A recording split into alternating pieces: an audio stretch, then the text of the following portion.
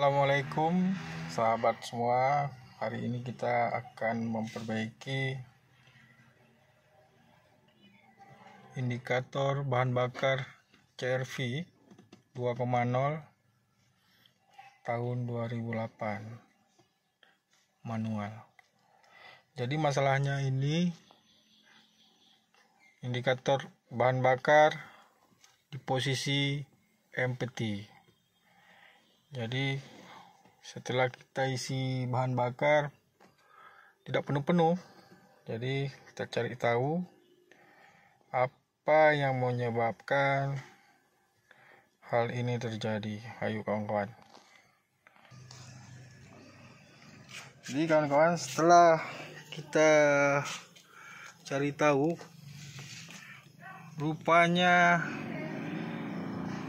kabel kita ini sudah digigit tikus kawan-kawan. Makanya indikator bahan bakar kita menyala terus. Setelah kita isi bahan bakar pun menyala juga. Bingung kita kalau pergi jauh, harus isi bahan bakar full selalu ya. Jadi teman-teman, kalau ada kejadian yang sama, coba cek.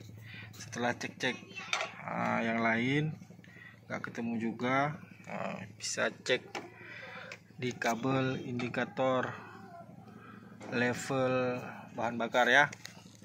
Mungkin ada kejadian sama seperti saya. Oke kawan-kawan, sekian, sampai jumpa kembali. Assalamualaikum warahmatullahi wabarakatuh.